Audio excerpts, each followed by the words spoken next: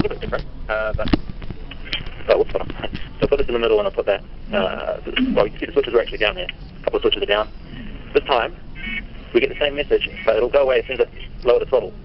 So note that these switches are down, and it didn't care. And as we'll see a little bit later, that's because the switches are by default disabled because they're not part of the default 6 channels, and we'll have to change something in the menu to start using the switches. The next difference I noticed is that by default these have a 1-minute timeout. If you leave it alone for a minute, just don't touch anything, it'll start beeping after a minute to let you know that it's still on.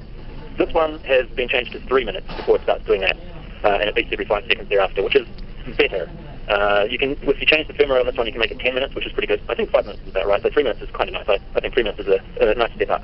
One thing they haven't changed, which I really would like to see, is to make the buzzer louder. Now that I've been flying using this one with the voltage sensor in the quadcopter so that I can set an alarm on here so that it'll make a noise when the battery goes too low. That's fine if I'm flying the quad far away. So if I'm more than about, say, 40, 50 meters away, the noise of the quad is not so loud that I can't hear this. But if I'm flying close nearby, this is not loud enough to get over the noise of the props of the quadcopter. Most of the time. So it's just too quiet, and I wish they had upgraded the other thingy in there to make it louder. That would have been nice. Maybe they can do that in the future. So the way you navigate the menus is the same as before. You do OK to, first you need to do a long press of OK to get into the menu, and then it's OK to go into somewhere. If you do a short press of cancel, it'll just return to the previous menu without changing anything, and it'll make a low-pitched beep. And if you hold it down, it'll make a high-pitched beep, and we'll keep the settings you made. So this is a real trick for new players that they really should have mentioned that in the manual. I guess they have to do something kind of like that, but I thought it would have been more intuitive to do a long press of OK to do the save feature, and a lot of people complained that that wasn't very intuitive. One slight difference I noticed is the different behavior in how it wakes up after it's been sleeping. By sleeping I mean when the backlight goes off after 30 seconds or something like that. It takes 2 presses to wake it up and go into the next menu on the FSI 6. So what happens when I press OK here? No beep, and the backlight turns on and it wakes up. So I have to press OK again to actually do something. And on the new firmware, if I just press OK once from the same state, it wakes it up and it goes into that menu as well, which I think is nicer, just less pressing and less waiting. Okay, now let's have a look at the system menu, and we'll see. Oh, by the way, this is a little bit slower now that's scrolling. If you hold down the button it'll auto scroll, it's a little bit slower speed. Pretty much all of this stuff is the same as far as I can tell, but on the 3rd page, right at the bottom there's this new entry, aux switches. And if we go into there, we'll see this is a new menu. And we've got switch A, B, C, D are all off. Variable resistor, I think that stands for, A and B are both on, and then we've got channel 6. So this is probably what's meant by the default of 6 channels, and these are the variable resistors up here. So they're labeled VRA and VRB. Not very clear to read those texts. Look like VAA. Yeah. Anyway, so if I just go to the setup menu and look at the display, we'll see here that we have 6 channels, and these are displaying the current positions of those channels values. And I've got the variable resistors just turning out there on those 2 channels. So that's the default setting. If I try and go up and down here, nothing happens. And if I look at the aux channels menu here, we'll see I have channel 5 and 6. And going up and down changes which variable resistor I'm using. But I only have 3 options. I can have none, or VRB, or VRA, and that's it. So to activate the full 10 channels, we need to go back to this system menu right down the bottom. And I'm just going to turn all of them on, so we should have 10 channels. Oops. I don't really understand why you need to change this to something else. I would have thought that by default, by turning everything on, you've got 10 channels anyway. And I also don't see why this has to be all off to begin with. Why couldn't it just all be on like this when you take it out of the box? It's strange. Now if I go back into display, it looks like we only have 6 channels, but if we go down now, we can see we have some other channels. And nothing's going to happen because I haven't defined which switch is going to go to which channel. But if I do that now in the aux channels menu, this time when I go, I'm pushing the OK button again. So we'll see it's paging through 5, 6, 7, 8, 9, and 10. So I'll leave 5 and 6 as they are. Let's make channel 7 switch A, channel 8 switch B, channel 9 switch C, and channel 10 switch D with long press. Now if I go to display, we should see again, variable resistors there, same. Now I'll go page down. Okay, so we've got 10 channels all showing up there, very nice. Some other differences in the menu can be found in the RX setup page. This is the regular FSI 6 here. And there is something called PPM output, and this is just a yes-no thing. And this lets you select between PWM and PPM, but it's not explicitly clear that if you turn this on, it's going to disable PWM. Implicitly, it should be clear because channel 1 of PWM is now going to be outputting PPM. but it's not clear that it's going to disable the other channels as well, but it does. So that menu option has changed to, on here we now have ASL pressure. Is this above sea level pressure?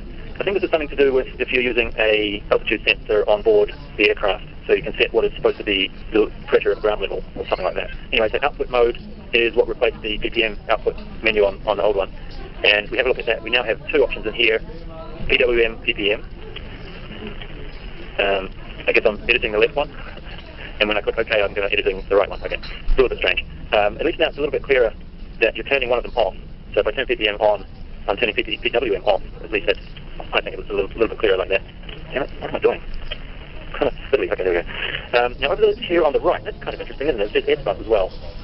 But I don't see anything mentioned about S-Bus in the documentation for the receiver, which is, again, not very good. And I'll show you the documentation for the receiver in a minute. I'm guessing maybe it does have S-Bus output capability. Okay, let's have a look at the receiver, because that's probably what's more interesting for most of you out there.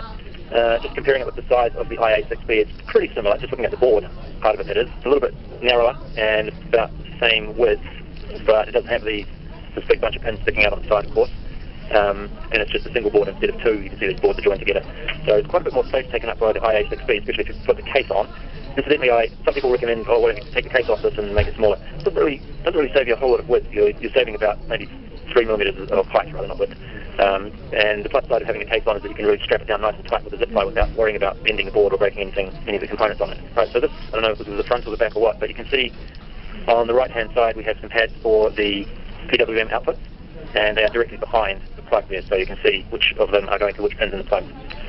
And then we have some more pads in the top left for PPM, and I guess it's bind, BIN, is that what it says?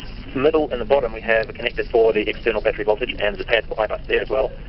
So a lot of the stuff is quite nicely exposed if you wanted to go soldering wires on the itself for some reason. And here we have a nicely RF shielded section for the main guts of it. Little LED on the top left, a couple of connectors there for iBus and PPM. Buttons for bind, which is nice, so you don't have to carry a bind plug around with you if you want to bind your receiver to a different transmitter, or I don't know why you want to do that. And there's a button for update, which I'm not really sure what that does, because there's no mention whatsoever in the documentation, which I'll show you in a second. And then we have two antenna connectors, which are detachable, which is very nice, because as you can see, sometimes you have problems like this where your propeller munches up your antennas, and in the case of this one, it's a real gnarly looking, tiny, you can see the size of my fingers here next to that. It's quite a tricky soldering job to replace that if you wanted to, but in this one you just pull it off and buy a replacement there, like $1.20 or something, or maybe they're cheap anyway, so you can just change them over even when you're out in the middle of nowhere, presuming you have one around, of course. No soldering necessary, so that's very nice. Let's have a look at the manual. I'll call it a manual, that's what they call it. Documentation, yes, manual. It says manual, but again, it's just a bunch of labels and some specs. So if we go over on the right, it shows you the spec table, which is the same as the one on the Vanguard listing. It does tell you, at least it does tell you one piece of useful information here, which is that the voltage sensor port takes up to 4S, so 18 volts. But like I say, there's no mention of S-Bus anywhere on here, unless I'm missing it. No, I don't see it anywhere. So it's a bit strange that they haven't mentioned it. I can't really figure out why that is. The included antennas are fairly short, only about 9 centimeters or so long, and they don't have any of the sort of a bulby bit on there that the IA6B antennas come with. And I'm thinking at this point, I'll see how it goes. I'll do a range test and see how well they perform. I have a feeling these ones perform better, but sometimes I find myself wanting to thread the antenna through a small hole, in which case this bulby bit is really annoying. So I think for making a nice clean build, these ones might turn out to be easier to manage. Although they are, like I say, pretty short, but nice that they are easily replaceable, because you can just buy something else like this that is longer, and this one is about 17 centimeters long by the looks of it, and you can easily swap them out, no tricky soldering to do. I can't help but notice, though, the significant difference in the length of the active portion of the antenna that these have. Look how different they are. There's about almost a centimetre in length difference. And if I measure this, we'll see that this section here is about 23 millimetres long. I think that's where the shielding ends there, just where the end of the grey is. And the one that I bought separately is 33, yes, it's about 1 centimetre difference. So I'll do a range test or something using the ones that came with it, and maybe I'll try this one later on and see if there's any difference.